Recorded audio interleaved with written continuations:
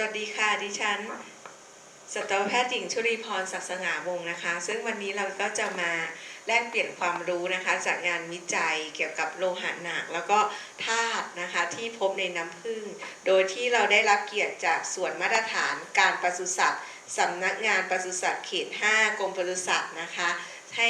เราใช้สถานที่นะคะในการนำเสนองานครั้งนี้นะคะก่อนอื่นเราต้องขอเกริ่นก่อนว่าโลหะหนักเนี่ยโดยธรรมชาติแล้วนะคะก็จะมีการปนเปื้อนนะคะในสิ่งแวดล้อมต่างๆนะคะเพียงแต่ว่ามันก็จะต้องมีการตรวจวัดนะคะดูว่าปนเปื้อนเกินค่ามาตรฐานหรือเปล่านะคะซึ่งณปัจจุบันเนี่ยนะคะการที่เราใช้ผึ้งนะคะเป็นดัชนีอย่างหนึ่งนะคะดูว่ามีความปลอดภัยไหมในสิ่งแวดล้อมนะคะก็เป็นตัววัดนะคะให้ทราบว่าสภาพนะคะการดำรงชีวิตของเราเนี่ยในอนาคตเนี่ยจะเหมาะสมเพียงใดนะคะเพราะว่ามลพิษต่างๆในประเทศเนี่ยก็เพิ่มขึ้นทุกวันนะคะแล้วก็ในทุกภูมิภาคของประเทศไทยด้วยซ้ำนะคะเรามาให้หรือว่าสร้างความเข้าใจกันก่อนว่าโลหะหนักคืออะไรนะคะโลหะหนักก็คือโลหะที่มีความถ่วงจำเพาะมากกว่าน้ำถึง5เท่านะคะซึ่งก็จะได้แก่ดีบุกสังกะสีทองแดงตะกั่วสารหนูและก็ประหลอด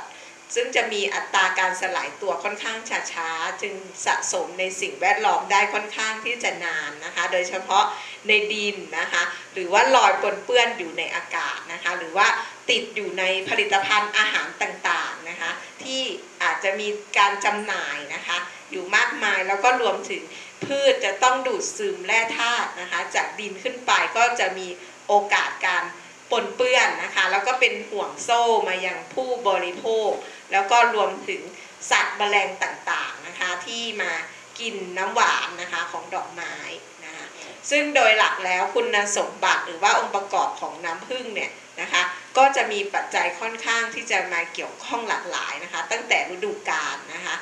ซึ่งฤดูกาลดอกไม้บานกับฤดูกาลนอกนะคะดอกไม้บานก็จะมีการกระบวนการจัดการที่แตกต่างกันนะคะภูมิภาคนะคะอย่างเช่นในเขต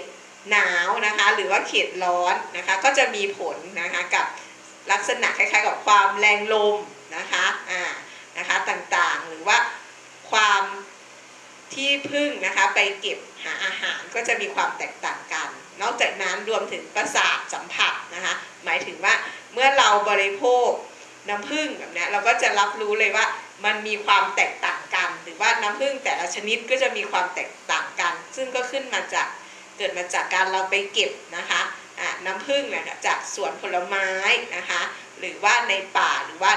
วนอุทยานต่างๆนะคะแหล่งชนิดของน้ำผึ้งนะคะก็จะมีโปรตีนนะคะต่างๆแตกต่างกันก็ทำให้คุณค่า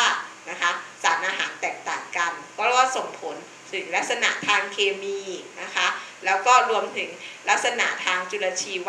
วิทยานะคะที่ปนเปื้อนในน้ำผึ้งก็จะแตกต่างกันตั้งแต่ภูมิภาคต่างๆนะคะหรือว่าสิ่งแวดล้อมที่ต่างกันก็จะมีผลกับเชื้อแบคทีเรียปนเปื้อนเชื้อราปนเปื้อนที่ต่างกันนะคะนอกจากนั้นนะคะสิ่งที่เราเห็นง่ายๆในน้ำผึ้งอย่างเช่นสีแบบนี้ค่ะก็จะแตกต่างกันในน้ำผึ้งแต่ละชนิดนะคะแล้วก็สิ่งที่น่าเป็นห่วงณปัจจุบันก็คือการปลอมปนในน้ำผึ้งนะคะซึ่งณปัจจุบันเนี่ยการปลอมปนในน้ำผึ้งก็มีตั้งแต่ใส่ลงไปอย่างตั้งใจนะคะหรือว่าเกิดมาจากขบวนการผลิตนะคะอย่างเช่นในฤดูที่ไม่มีดอกไม้บานใช่ไหมคะเราก็ต้องเตรียมรังผึ้งเอาไว้ผึ้งก็กินน้ำตาลซูโคสถูกไหมคะแต่ถ้าเราไม่มีการสลัดน้ำผึ้งหัวคอนออกมันก็จะมีการปลอมปนน้ำตาลนะคะในน้ำผึ้งชนิดนั้นๆแล้วก็สุดท้ายก็คือการปนเปื้อนของสารพิษต่างๆนะคะพวกโลหะหนักต่างๆนะคะจากสิ่งแวดล้อมหรือแม้แต่การจัดการรังที่ไม่เหมาะสมนะคะอย่างเช่นในส่วนของถังสลัดน้ำผึ้งแบบนี้ค่ะถังเก็บน้ำผึ้งแบบนี้ค่ะที่คุณภาพของสแตนเลสนะคะอาจจะเก่าไปไม่มีการดูแลก็จะมีสนิมเกิดขึ้นแบบนี้ค่ะก็จะปนเปื้อนในกระบวนการผลิตน้ำผึ้งได้นะคะดังนั้นนะคะน้ำผึ้งเนี่ยก็ถือว่าเป็นตัวบ่งชี้ทางชีวภาพนะคะของสภาพการ ของสภาพสิ่งแวดล้อมการดำรงชีวิตของมนุษย์นะคะในพื้นที่ต่างๆนะคะการปนเปื้อนสารเคมีชนิดต่างๆที่ใช้ในสวนนะคะอย่างที่เราเข้าใจนะคะอย่างเช่นกว่าที่เราจะได้กินส้มมา1 ลูกเนี่ยนะคะต้องมีการใส่ปุ๋ยใส่สารเคมียาฆ่าแมลงยาฆ่าหญ้าประมาณ30 กว่าชนิด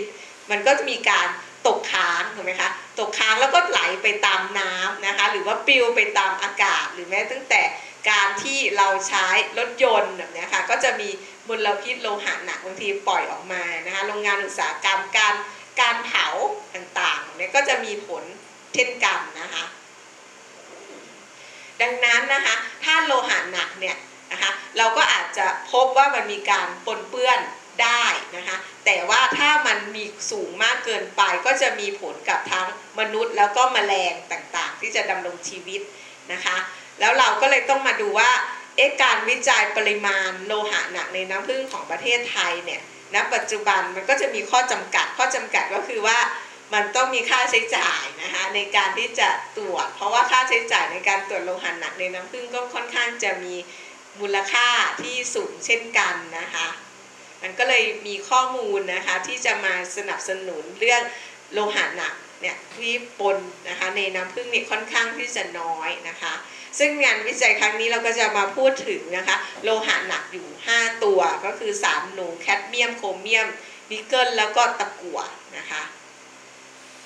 ซึ่งเราก็ได้รับความอนุเคราะห์จากกรมส่งเสริมการเกษตรนะคะกระทรวงเกษตรและสหกรณ์นะคะแล้วก็บริษัทนะคะหรือว่าหน่วยงานต่างๆนะคะที่ส่งน้ำผึ้งมาแต่ละภูมิภาคนะคะแล้วเราก็มาลองตรวจสอบดูนะคะว่าในน้ำผึ้งเนี่ย57 ตัวอย่างนี้มีโลหะหนักอยู่แค่ไหนนะคะซึ่งก็ต้องบอกก่อนเลยว่ากระบวนการในการทำเนี่ยก็ค่อนข้างที่จะยุ่งยากเหมือนกันเพราะว่ามันจะมีหน่วยงานที่ศึกษาเรื่องนี้เกี่ยวกับน้ำผึ้งค่อนข้างที่จะน้อยนะคะเพราะฉะนั้นเราก็ต้องไปหาข้อมูลในต่างประเทศว่าเขามีการศึกษาวิจัยยังไงนะคะแล้วก็เราก็จะต้องมีเครื่องไม้เครื่องมือนะคะที่จะมาทำเพราะว่าเครื่องไม้เครื่องมือในการใช้นะคะก็ค่อนข้างมีราคาก็เกือบล้านนะคะในส่วนนี้นะคะซึ่งกระบวนการทำก็ค่อนข้างที่จะยุ่งยากเพราะว่ามันต้องมีอุปกรณ์ต่างๆนะคะตั้งแต่ชั่งน้ำผึ้งมาต้องทำให้แห้งต้องผ่านความร้อนถึง550 องศานี่ก็คือค่อนข้างที่จะสูงมากแล้วก็ใช้เวลาต่างๆนะคะย่อยด้วยกฎต่างๆคือกว่าจะได้นะคะแล้วก็มีการทดลองนะคะเครื่องมือที่เราใช้ครั้งนี้นะคะก็จะมีชื่อ ICP-OES นะคะซึ่งเขาก็จะมีความสามารถในการตรวจโลหะหนัก5 ตัว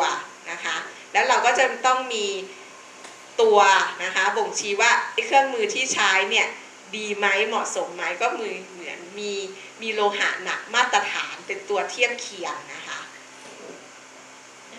ซึ่งเครื่องมือก็จะมีขีดจำกัดในการตรวจเหมือนกันว่าตรวจได้ระดับต่ำสุดคือแค่ไหนนะคะแต่ละเครื่องมือก็จะไม่เหมือนกันนะคะแล้วก็มีเปอร์เซ็นต์การคืนกลับของการวิเคราะห์นะคะถึง96นะคะถึง 100% ก็ถือว่าค่อนข้างที่จะสูงนะคะซึ่งเราก็พบว่าตัวอย่างที่ส่งมาให้ทำการวิจัยส่วนใหญ่ก็จะอยู่ในภาคเหนือนะคะข้อมูลก็ค่อนข้างที่จะเยอะพอข้อมูลซัพพอร์ตมาจากหรือว่าสนับสนุนมาจากภาคเหนือเยอะถูกไหมคะเราก็จะพบว่าการปนเปื้อนโลหะหนักเนี่ยในภาคเหนือก็ค่อนข้างที่จะสูงแบบนี้ค่ะเพราะว่าในภาคอื่นก็คือเหมือนกับเวลาการจัดการเลี้ยงถูกไหมคะหรือการจัดการอะไรแบบนี้ก็จะไม่ซีเรียสไม่ต้องมาแย่งพื้นที่นะคะหาแปลงผักผลไม้เนี่ยค่อนข้างจะสบายแบบนี้ค่ะแต่ถ้าในภาคเหนือบางช่วงที่เป็นฤดูดอกไม้บานก็ต้องมาแย่งนะคะพื้นที่ในการจัดวางผึ้งบางทีมันก็เลือกไม่ได้บางทีมันก็ติดถนนอะไรแบบนี้ค่ะรถวิ่งไปวิ่งมาอยู่ใกล้โลหะหนักหรือว่าบางทีอาจจะไม่ใกล้โรงงานอุตสาหกรรมแต่ว่าเป็นทางน้ำผ่านแบบนี้ค่ะซึ่งในน้ำก็อาจจะปนเปื้อนโลหะหนักหรือธาตุต่างๆแล้วเราก็เอาน้ำนะคะในแม่น้ำลำธารนั้นเอามาใช้หรือว่ามาล้างอุปกรณ์มาจัดการต่างๆมันก็มีโอกาสปนเปื้อนได้ค่อนข้างที่จะสูงนะคะซึ่งเราก็พบว่าถ้าเราเปรียบเทียบนะคะ ส่วนใหญ่ในน้ำผึ้งลำไยนะคะในภาคเหนือเราจะมีเลี้ยงที่ลำพูนกับเชียงใหม่ค่อนข้างที่จะเยอะนะคะเราก็พบว่าค่าเนี่ยนะคะไม่ค่อยจะมีความแตกต่างกันถึงแม้ว่าเราจะเลี้ยงที่ลำพูนหรือว่าเชียงใหม่นะคะในส่วนของความเข้มข้นของโลหะหนักนะคะเราก็พบว่าในส่วนของนิกเกิลเนี่ยเราพบว่าสูงที่สุด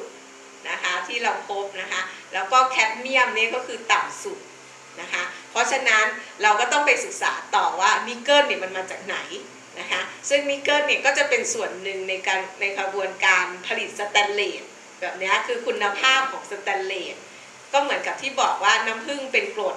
ถ้าเรามีการจัดการพวกอุปกรณ์ที่ไม่ค่อยดีนะคะการล้างไม่เหมาะสมแบบนี้ค่ะเหมือนง่ายๆนะคะสแตนเลสที่คุณภาพไม่ดีมันก็จะเป็นสนิม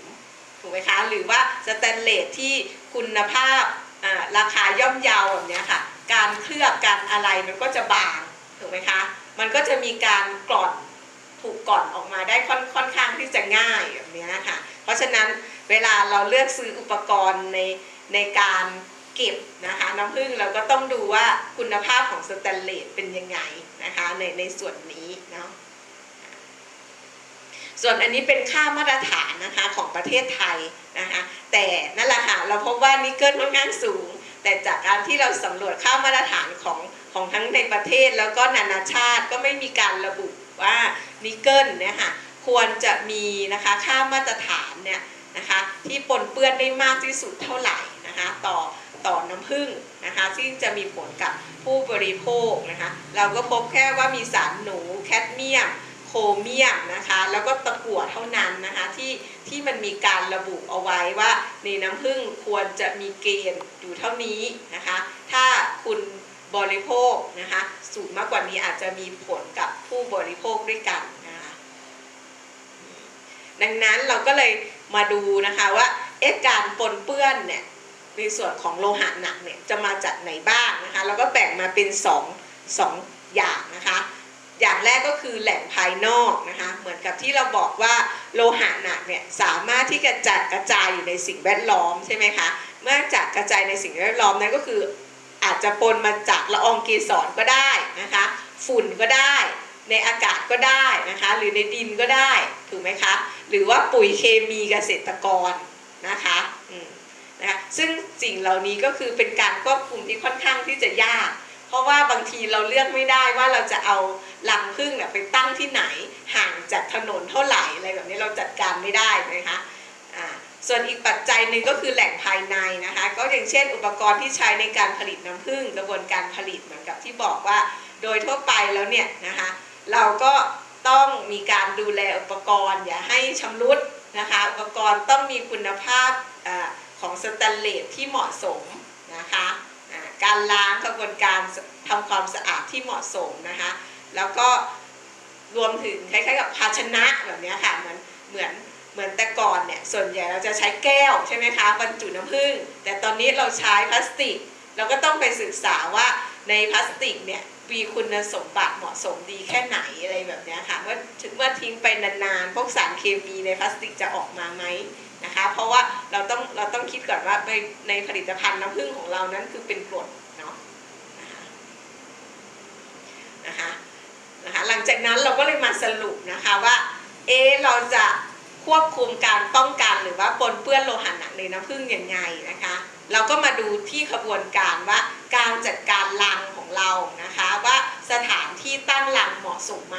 ถูกไหมคะเพราะเหมือนกับที่บอกบางทีใกล้ถนนมากเกินไปนะคะหรือว่าใกล้โรงงานอุตสาหกรรมมากเกินไปก็อาจจะไม่เหมาะสมนะคะหรือว่าการที่เราใช้มีดนะคะในการปาดไข่ผึ้งเนี่ยค่ะมีดทำจากสแตนเลสไหมหรือว่าทำจากเหล็กอะไรแบบนี้ค่ะคุณภาพก็อาจจะมีผลถูกไหมคะทำให้โลหะหนักที่อยู่ในอุปกรณ์นั้นออกมาถูกไหมคะหรือว่าในกระบวนการสลัดน้ำผึ้งแบบนี้ค่ะอุปกรณ์สลัดน้ำผึ้งเนี่ยนะคะเป็นยังไงบ้างนะคะเป็นฟู้ดเกรดไหมถูกไหมคะหรือว่าคุณภาพของสแตนเลสเป็นยังไงหรือว่ารวมถึงอุปกรณ์การกรองน้ำผึ้งนะคะที่เราใช้ตะข่ายแบบนี้ค่ะตะข่ายใช้ไปนานๆเราทำความสะอาดดีแค่ไหนนะคะ เป็นยังไงบ้างมีอะไรหลุดลอกออกมาไหมนะคะดังนั้นนะคะเราก็สรุปจากงานวิจัยว่านิกเกิลเนี่ยนะคะเป็นโลหะหนักสูงสุดนะคะที่พบมีการปนเปื้อนแล้วก็อีกอย่างหนึ่งก็คือในภาคเหนือนะคะเราก็พบว่ามีการปนเปื้อนของโลหะหนักค่อนข้างที่จะสูงนะคะอาจจะเป็นเพราะว่าในภาคเหนือเนี่ยเป็นแหล่งผลิตน้ำผึ้งค่อนข้างที่จะเยอะเราก็ได้ตัวอย่างน้ำผึ้งที่มันมีความหลากหลายมีจากหลายๆจุดแบบนี้ค่ะถ้าเทียบกับภาคอื่นๆก็จะมีเฉพาะบางจุดที่เขาผลิตนะคะเป็นส่วนๆนะคะแต่ถึงแม้ว่าเราจะพบว่ามีการตรวจพบโลหะหนักนะคะในน้ำผึ้งของประเทศเราเนี่ยนะคะแต่เราก็พบว่าโดยส่วนใหญ่นะคะการบริโภคน้ำผึ้งเราแค่เฉลี่ย20 กรัมต่อวันถูกไหมคะซึ่งบางคนก็ไม่ถึงด้วยซ้ำนะคะเราก็พบว่าถ้าเราบริโภคปริมาณเท่านี้ก็ไม่เป็นอันตรายกับผู้บริโภคนะคะถ้าเทียบกับประเทศอื่นๆที่เขาบริโภคกันนะคะปีหนึ่งเป็นกิโลหรือหลายๆกิโลเนี่ยค่ะแต่ถ้าเราบริโภคปริมาณเท่านี้ก็คือไม่มีผลกับร่างกายนะคะดังนั้นเห็นไหมคะก็เลยบอกว่าน้ำผึ้งไทยนะปัจจุบันก็ยังมีระดับนะคะโลหะหนักที่ค่อนข้างที่จะต่ำอยู่นะคะถือว่าปลอดภัยกับผู้บริโภคนะคะประกอบกับที่เรายังบริโภคน้ำผึ้งในประเทศไทยค่อนข้างที่จะน้อยแล้วก็ส่วนใหญ่เราก็ส่งออกในต่างประเทศอยู่แล้วก็อีกเรื่องหนึ่งก็คือเราไม่ได้บริโภคน้ำผึ้งเดี่ยวๆถูกไหมคะบางทีเราเอาน้ำผึ้งไปผสมกับยาสมุนไพรต่างๆนะคะมันก็จะมีสารต่างๆก็ลดนะคะปริมาณนะคะที่เราบริโภคต่อวันได้น้อยลงนะคะก็เลยนำเสนองานวิจัยนะคะที่เขาไปสำรวจจากทั่วโลกมานะคะว่าแล้วในน้ำผึ้งเนี่ยปนเปื้อนอะไรบ้างนะคะเป็นอันตรายไหมนะคะก็จะมีนักชีววิทยานะคะจากมหาวิทยาลัยเนอร์ชาเตสนะคะของประเทศสวิตเซอร์แลนด์เนี่ยนะคะเพราะว่าเราก็ต้องเข้าใจนะคะว่าในต่างประเทศในยุโรปเนี่ยเขาค่อนข้างจะชอบบริโภคน้ำผึ้งบางทีบริโภคทุกวันตอนเช้าอะไรแบบนี้เขาก็เก็บตัวอย่างจากทั่วโลกนะคะแล้วเขาก็พบว่าในน้ำผึ้งเนี่ยนะคะมันมีการปนเปื้อนสารกำจัดศัตรูพืชนะคะที่มีชื่อว่านีโอนิโคตินอยด์นะคะซึ่งก็จะมีองค์ประกอบส่วนประกอบต่างๆนะคะซึ่งเราก็มาใช้ในการกำจัดศัตรูพืชนะคะซึ่งพอเราใช้แล้วนะคะบางทีเนี่ยมันก็มีการตกค้างอยู่ระดับต่ำถูกไหมคะเราก็เอาผึ้งไปเลี้ยงถูกไหมคะพอเอาผึ้งไปเลี้ยงแล้วผึ้งก็ยังสามารถที่จะดำรงชีวิตได้นะคะผลิตน้ำผึ้งได้แต่เหมือนกับที่เราบอกว่าสิ่งหรือเชื้อนี้มันก็สามารถที่จะปนเปื้อนมานะคะเพราะว่าผึ้งก็บินนะคะไปหาแหล่งน้ำหวานต่างๆสารตัวนี้มันอาจจะติดที่ดอกติดที่ใบใช่ไหมคะหรือหลุดร่วงตามดินนะคะก็ดูดซึมเข้ามานะคะผ่านระบบนะคะการเจริญเติบโตของพืชนะคะซึ่งจากการศึกษานะคะของนักวิชาการท่านนี้ที่ประเทศสวิตเซอร์แลนด์เขาก็พบว่าสารนี้อาจจะมีส่วนนะคะมีผลกับระบบประสาทส่วนกลางของแมลงนะคะทำให้เกิดปัญหาผึ้งอ่อนแอผึ้งลดจำนวนนะคะพอผึ้งอ่อนแอลดจำนวนเพราะฉะนั้นมันก็ทำให้เกิดภูมิต้านทานในร่างกายต่ำลงนะคะซึ่งสอดคล้องกับในปัจจุบันเราก็พบว่าผึ้งหายไปไหนนะผึ้งลดลงเพราะอะไรแบบนี้นะคะซึ่งถึงแม้ว่ามันอาจจะมีปริมาณค่อนข้างที่จะน้อยนะคะผึ้งสามารถดำรงชีวิตอยู่ได้นะผลิตอาหารน้ำหวานได้แต่มันก็เป็นสิ่งที่น่ากลัวเหมือนกันว่าเราผู้บริโภคทั้งหลายไม่รู้ว่าตอนนี้เรากำลังบริโภคน้ำผึ้งพร้อมกับยาฆ่าแมลงหรือว่าสารกันเชื้อราใช่ไหมคะหรือว่าสารเคมีต่างๆแต่เพียงแต่ว่าเรายังมีชีวิตอยู่เราปลอดภัยแต่เราบริโภคทีละน้อยๆนะคะแล้วก็นานๆหรือว่าหายเป็นช่วงๆอย่างเงี้ยแต่ทุกอย่างก็เก็บสะสมนะคะหรือว่าร่างกายระบบไตตับก็ต้องมีหน้าที่กรองหรือทำลายสารพิษนี้อยู่ทุกวันแบบนี้นะคะ